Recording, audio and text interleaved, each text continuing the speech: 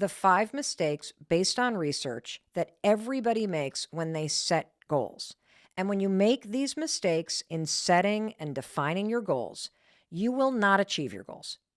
And so these mistakes are super important for you to understand and for you to apply to the goals that you're thinking about right now. So, mistake number 1, you're so focused on the how you're going to get this goal achieved that you forget about the why. And this is super important. I have a really good example of how I have failed at setting goals and achieving goals in the years past because I felt pressure to do something. My why was not present. And I'm going to use the example, ironically, of drinking, which is one of my goals this year. I want to go for 3 months and not drink.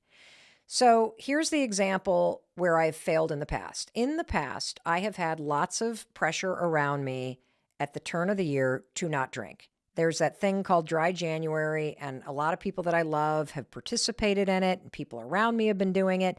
And I didn't feel called to do it. I just had a huge sense of FOMO that I was going to miss out on something if I didn't jump in with everybody else. And so I felt pressure to jump in and have it be a goal that I would do dry January. And here's what's interesting about when you feel pressured to make a goal. When you feel pressured to do something, there is an inner rebel inside of you that suddenly shows up and pushes back. And sure enough, the last couple years that I've been like, yeah, okay, I'll do dry January with you guys. The second that I committed to it out of pressure, the rebel in me was like, nope. And I lasted 2 or 3 days, and then I started being sneaky and lying about it. And here's the deal. The why wasn't present. This is so important. And this year is different. This year is different because this year, one of my goals is not to participate in dry January, but my goal is to not drink for several months. And there's a reason why. The reason why is I have a lot of things that I want to accomplish. And even just having a beer at night to pull the lever that work is over and you can relax now, it's making me too tired at night and it's impacting my sleep. And here's my why. I want to see what will happen. This is like an experiment to my focus, to my downtime, to the brain fog, to the symptoms of menopause that I'm experiencing if I just remove alcohol. Not during the week, but I just remove it completely for a couple of months. And so my why is that I want to be present and more focused for the next couple months. And I feel as though if I removed alcohol, it would have a major impact. And there's more I want to get done. And that's why it feels different this time, because I'm not setting this goal because I feel pressured to. I'm setting this goal because I want to. So taking that research in mind and that mistake that everybody makes, what's your why for real? What is the goal that you want to do? Because identifying that is going to make all the difference in the world. Now let's talk about mistake number 2. I see this all the time. In my opinion, this is not based on a study, but in my opinion, this is the mistake that everybody makes the most. You ready for it? You're setting too many goals. Stop doing that. Okay? Stop committing to dry January, Whole30, learning Spanish, changing your job, painting the back bedroom, volunteering twice a week, and being a nicer person all in the same month. Stop. Okay? Mistake number 2. Taking on too many things based on the research means you get nothing done. That's why we are going to focus on just 1 to 3 goals at a time. That is it. Okay? That's it. Don't give me the but I think I could, but what about habits? But. No. 1 to 3 goals. And in fact, I'd be thrilled if you came out of this episode and you just had 1 goal that you had defined and refined based on the research and that you were excited about. Wouldn't that be empowering? Of course it would. So let's move on to mistake number 3. When you define the goal, you're missing the sweet spot based on research.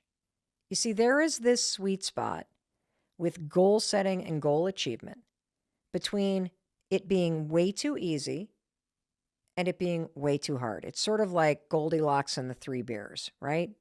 One was too little, one's too big, one's just right. There is a just right sweet spot when it comes to goal setting.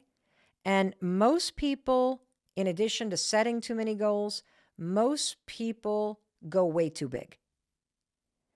Do not make your goal way too big. You see, that's what a dream is. Your dreams are big. Your goals have to be small. Your dreams have no timeline. They're aspirational.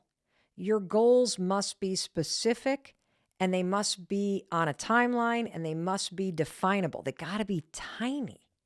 See, you want something that you know you can achieve. This comes from research at Florida State University, okay? So anything that's too big is a dream. We're talking about goal setting. This also is grounded in research from the famous habit research that B.J. Fogg has done at Stanford. You have to have it be something you know you can achieve. But let's go back to the sweet spot. So I know that I could achieve journaling one day. But that's not really a sweet spot, is it? I'm not that inspired doing that one day. The sweet spot means it's achievable, but it still has to be kind of ambitious, because remember the definition of a goal? It's got to be something that's going to require you to do something. There's going to be resistance there. And this is really important because you're going to have a greater level of motivation and satisfaction if the goal still has a little bit of ambition to it. And that comes from research at UC Riverside. And there's one more reason why. You can't set a goal that's too big. If you make it too big, it's going to be harder to achieve it. And when you set a goal that's too high and you miss that goal, it hurts your self-esteem and you start to give up on goal setting. That seems kind of obvious. It's research from a university in Germany. And by the way, we will link to all of this in the show notes, so you can dig into this research too. But the bottom line here is it's a mistake to go way too high. It's a mistake to go way too low. You got to hit the sweet spot. So let me go back to the example of my goal to not drink for a couple months. I'm going to refine my goal because a couple months, that's kind of vague, isn't it? Right? Like, I don't really have a definition for that. A year, way too big. A year feels like something like a punishment right now for me. I don't want to do that. My husband does not drink at all. He loves not drinking. I don't want to go an entire year. That's not what my goal is right now. My goal is to not drink for several months and learn something about myself. And if I decide to keep going, that's great. I could commit to dry January, but you know what? That feels too little. It feels like something everybody's doing. It feels like something I've tried in the past and I didn't really into it. I want to do something that feels a little bit bigger, but achievable. And so here's what I'm going to do. I'm going to say that I'm not going to drink for 75 days. 75 days, I'm not going to drink.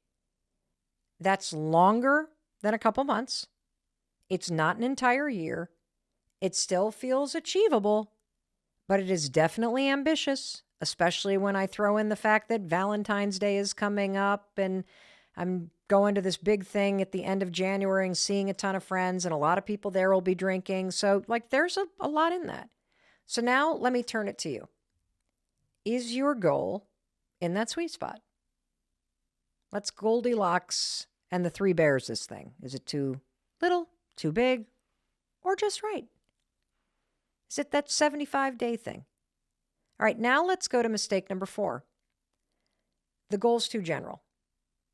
And I will say, I just kind of outed myself saying 2 months not drinking, too general. But my goal to garden more, way too general. It's true. Way too general. Dreams can be general because dreams don't have a timeline. But your goals have to be specific. And there's a particular question that a researcher at Columbia University, Dr. Heidi Halverson, has come up with that you should ask yourself. When will you know if you've succeeded? That's it. When will you know if you've succeeded? And so let's do the gardening example. When will I know if I've succeeded at spending more time in my garden? This is an interesting question because when I ask myself this question about succeeding,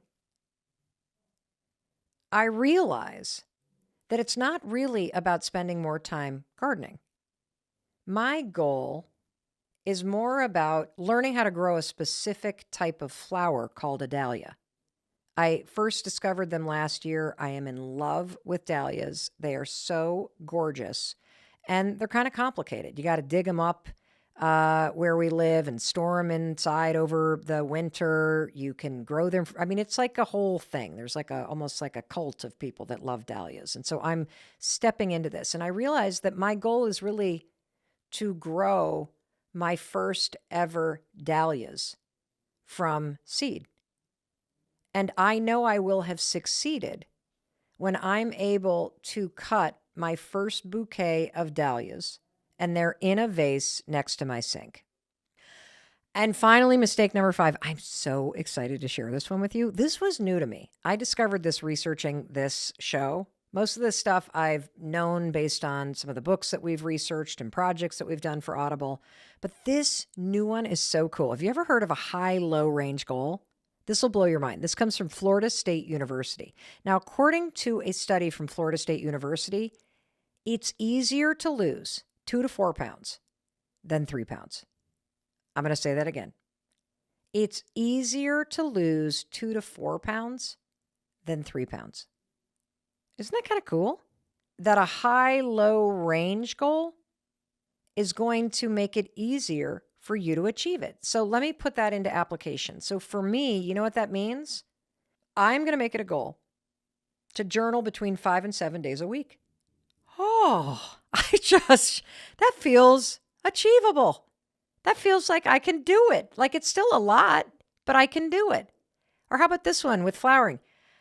When I see anywhere from 1 to 10 flowers blooming in my garden, dahlias blooming, I should say, I will have succeeded at my goal.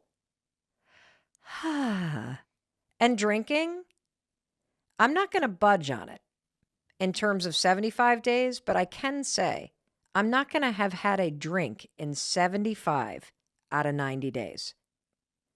I want you to try this research. It's pretty cool because even just saying it, it makes it feel more achievable. So now it's your turn. Let's use this research from Florida State and turn your goal into a high-low range goal. Pretty cool, huh? I know. I'm feeling all excited about my goals. Growing my dahlias, journaling, not drinking. This is going to be awesome. Oftentimes what I'm sharing with you are the things that I learned the hard way. And by that, I mean by first screwing up my own life. And that brings me to today's topic, goal setting. It sounds simple, right? You just set a goal, then you go after it. I'm not only going to give you tips. Today,